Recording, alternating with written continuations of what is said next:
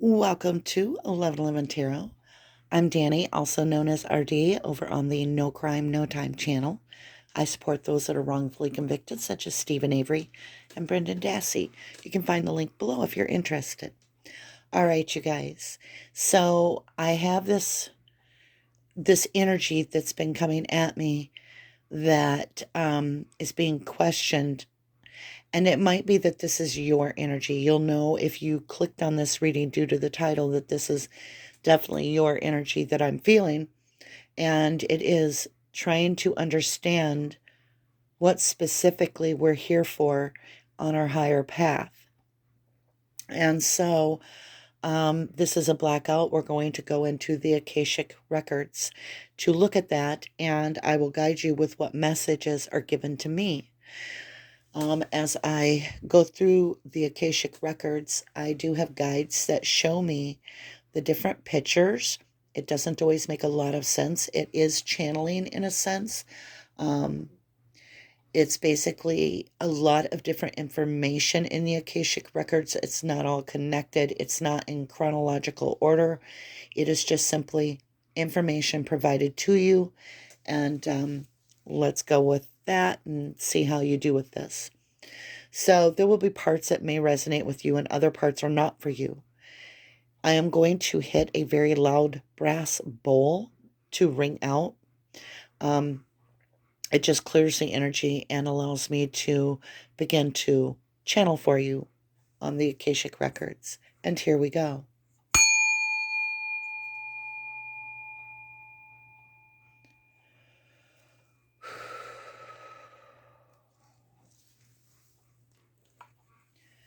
All right. Take a few deep breaths with me.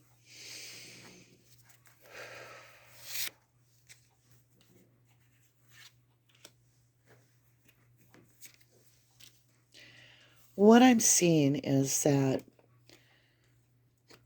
there's this bright light and it's illuminating this wealth of information that we have to actually dig deep to get, but you just have to know the path to take to get to it, and then it will be an overflowing abundance of information. The climb that we have to take has to do with this leathery shoe. It's a worn shoe. The path you take is because the shoe is worn. This is experience. It has to do with possibly a climb. It could have to do with CM or GM. It's taking the back road unexplored to get to it. And it'll bring you to this healing, like a aloe vera plant healing. It applies in a natural way. It's abundant, it's everlasting, it's replenishing, but it's a smoky trail to get there. And so you have to really purify this addiction to knowing how it all ends and how it's going to go. You have to accept that it's time that the behavioral path that you've been taking, of having to know, it's depleting your energy and not allowing you to heal. And so you have to let go of this control to allow the sun to come in. This rich diamond of wealth will come to you naturally when it's time. It's about this powerful energy shift of understanding that if you're looking forward, you can't be in the now. And it's really important to be in the now with what's going on. And that's what you have to learn. The now got emotionally disrupted, and it's now being brought to the light that it was painful. It was too painful. So you started walking ahead to avoid the now. And you have to focus again on the now in order to manifest the future. or it's almost as if you are playing your own puppet. You are playing your own puppet. Your base chakra has this need to found a rooted foundation. It's almost like you can't find your straw hat and you've got a garden and you're trying to garden, but you can't find your straw hat and you can't garden without it. And this straw hat is nothing really. It's just this idea that you have to have it or you can't garden. So you're constantly looking for the hat, and then the season's passing and you can't find the hat, so you can't garden. And if you want the plants to grow, you have to learn that you have to be able to be flexible and just do it. You can't wait. Like, you can't keep saying, I'll cross that bridge when I'll come to it. You have to go to that bridge and actually cross through the portal that is meant for you, to mend this broken heart. Like, there's this little broken heart fairy that you are avoiding because you have a stomach ache and you don't want to eat that cure. And so it's causing the birds not to want to roost. And in the birdhouse, you can see that if you went out to the garden, and you didn't have your hat on, you would notice all the nature that you weren't seeing before. But because you don't have your hat, you're not going to garden. But the hat is stopping you, actually. And so the divine is saying, the hat is made of straw. You need something.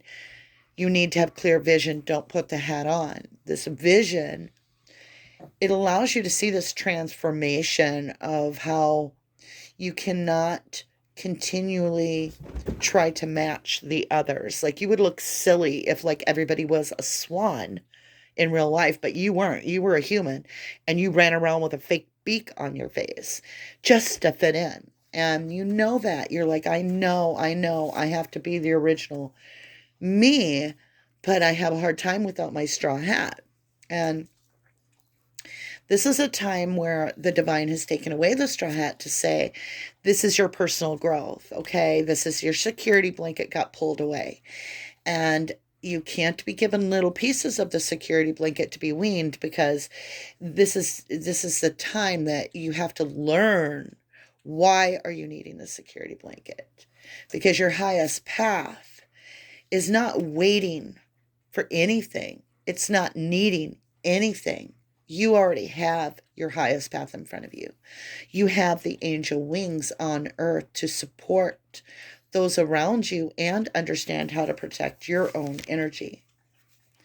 You have these hands of healing that possess this power, and I feel like any energy you transmute, whether it's creative with your hands or it's something you do with your voice, it's this, like, it just puts things in a clockwork perspective to where it presents this aha moment of learning that you can garden without your hat beautifully, and that you actually don't get as much shade. You're able to get sun organically without the hat. That improves how much you enjoy gardening.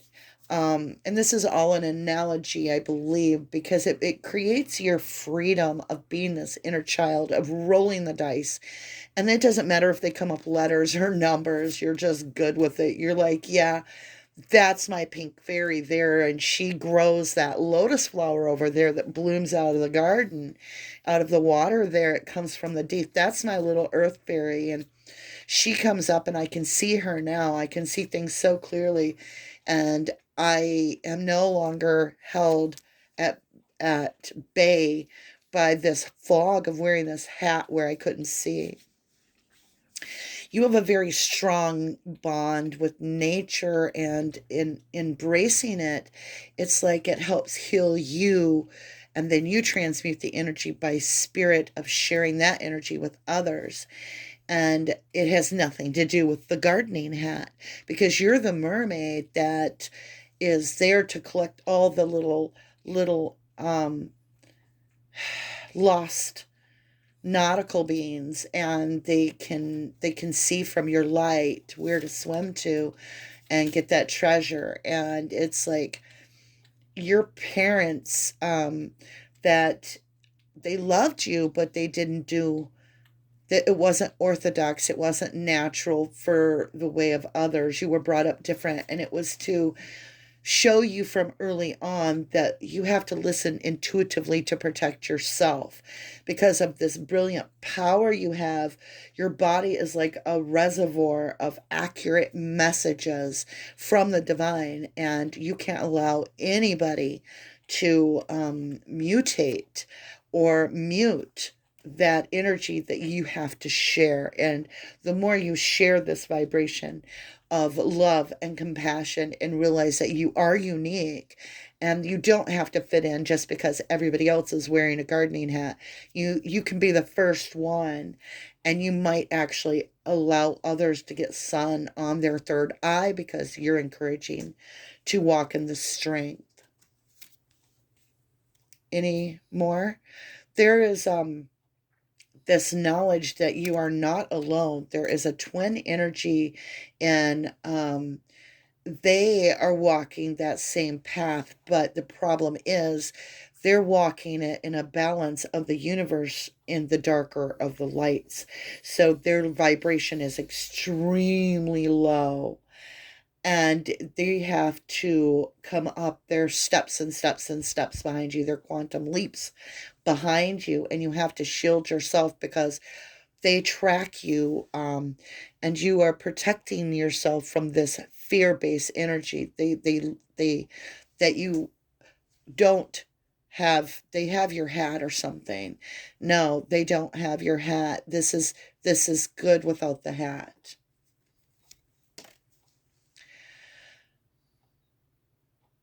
You're allowing their energy to haunt you, and they know that. Oh, you're working hard to avoid their energy. You're going to disconnect from their energy with this full moon. It's through nature that you disconnect with their energy. It severs this tie to the sewer mermaid.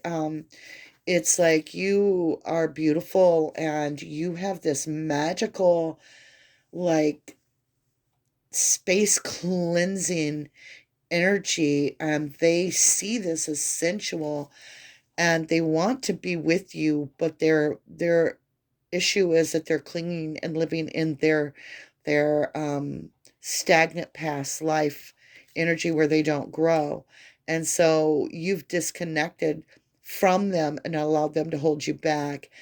And now the power that you're gaining from not sharing that energy, from pulling that energy from this sucker leaf on your plant, you plucked it off, is it's starting to give you this visual success, and you're seeing how you're doing very well, and others are seeing you do very well because of your positive attitude and knowing that you're not a half a person, you're whole. You're very whole. You gained back the half they were taking from you, and it's filling your heart with love. And that's what it is that they have this perception that their glass is half full, that they're missing you, that they're only half there without you. But you've stepped out of that perception, you quantum leaped, and you realize you're whole without them. That you actually no longer have to source two energies. You no longer have to tend to them. They are no longer your baggage. And being set free brings you in this anchor foundation, truth train ringing through. And this is the message from the Akashic records delivered directly from your ancestors, your highest good, and from the divine. I love you. To the moon and back.